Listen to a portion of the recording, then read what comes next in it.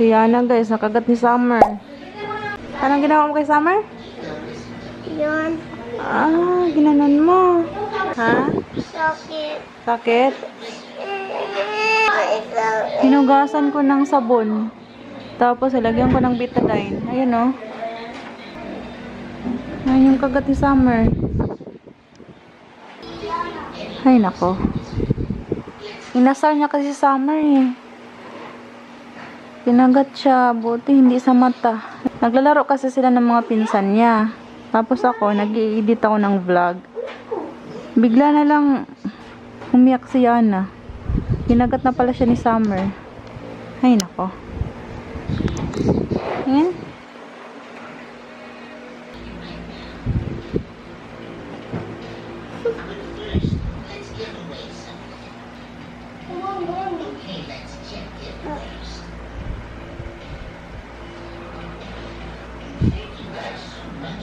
Paano kaya to? Gabi na kasi. Hindi ako mapakali hanggat hindi mapaturukan si Yana. Si Summer kasi mabait yan eh. May gapas pa ako. Si Summer, parang magulat. Dapat ka na yung talan mo gapas. Ako ilagay mo sa gaming. Kaya nga, ano sa mata niya.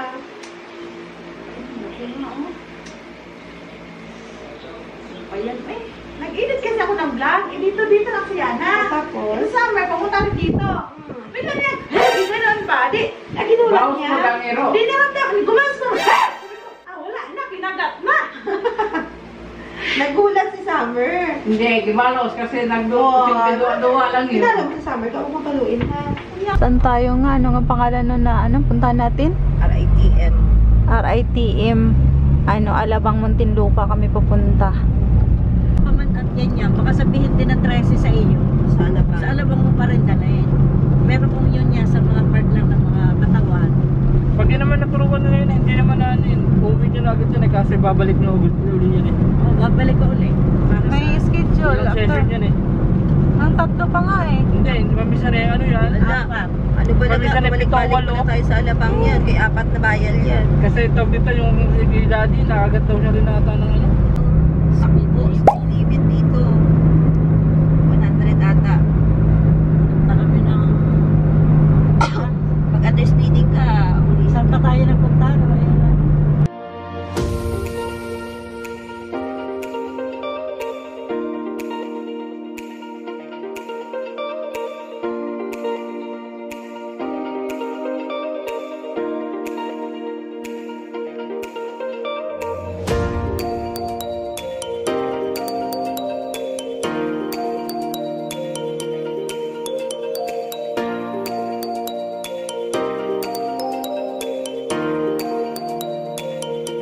Highway 26 for 5 kilometers. 600 meters, turn left onto Thurgood Avenue.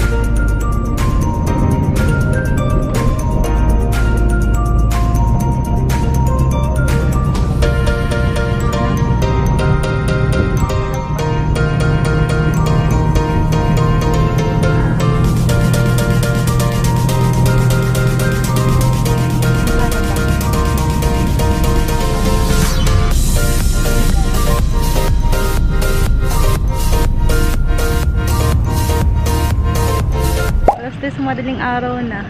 Dito pa kami sa ospital. May naantay lang kami. Yan. Nakapangtulog pa ako. Nakarating ako dito na nakapangtulog. Okay na si Yana. Naturukan na si Yana. In-injectionan din siya dito sa may kagat ng aso dito. Subang sakit. Ayan. Salamat sa aking mga kapitbahay. Sinamahan ako. Kaso di makita ang dilim.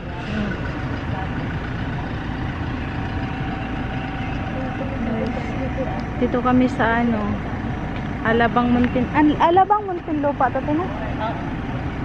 Yan, layo ng naratingan namin. Lakas ng ulan.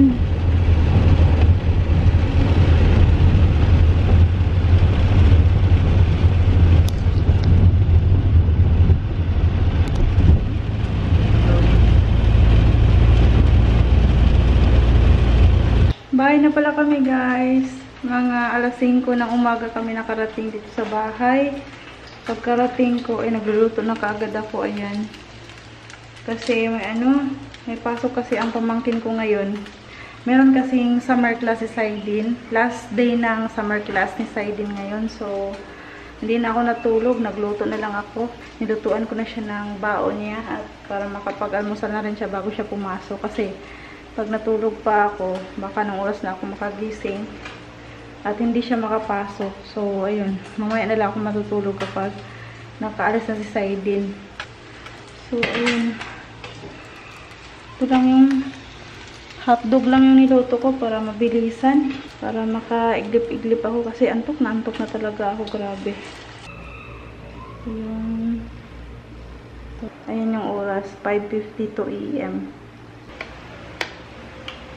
Yun pala si Yana. Diyan ko muna siya nilagay sa couch. Nakatulog siya sa biyahe. Tapos, diyan ko muna siya nilagay. Ayan si Yana. Nandiyan siya dito. So, may sugat. Tapos, isa dito sa braso, magkabilaan. Grabe, awang-awa ako sa kanya kanina kasi grabe iyak niya. Naninigas talaga siya. So, sobrang sakit siguro yun. Ang layo nang napuntahan namin guys. First time namin makarating doon sa hospital na yun. Bale, kwento ko pala sa inyong nangyari kanina. Nag-i-edit kasi ako ng vlog dyan sa my couch. Tapos ito si Yana. Katabi ko lang naman siya. Kaya panatag ako kasi katabi ko lang naman si Yana. Tapos ayun, nakabisi ko kaka-edit ng vlog. Hindi ko napansin na lumapit pala si Summer sa kanya. Tapos ang ginawa ni Yana, bigla niyang binulaga si Summer. Tapos ito naman si Summer, nagulat. Nagat siya ni Summer. Malalim ng kagat niya dito. Natakot kasi ako baka si Yana ng rabies ba. So ayun, nagpasama ako kay Sis Geraldine at saka kay Ate Marisa. Salamat pala Sis Geraldine at Ate Marisa sa pagsama sa akin. Sinaman ako ni Sis Geraldine at Ate Marisa sa dito lang naman malapit sa amin na hospital. Naubusan daw sila ng gamot para sa rabies. Shoulder pataas daw yung nakagat ng aso. Ibang case na daw yun. Mas risky daw yung case na ganun kumpara sa shoulder pababa na kagat. Hindi daw ganun ka-risky. Naghanap pa rin kami ng hospital na open na possible na maturukan si Yana. Wala talaga. Pumunta na rin kami ng mga private hospitals. Sa kagustuhan kong maturukan si Yana kahit sa mga private hospital, dinhala na rin namin. Tapos lahat ng hospital na napuntahan namin kagabi, nirefer kami sa dito nga sa may Gentry Hospital o di kaya sa Lasal. Kaso nung pumunta kami sa Gentry, wala rin daw silang available na gamot. Nirefer nila kami dito sa RITM Hospital sa Muntinlupa, Alabang.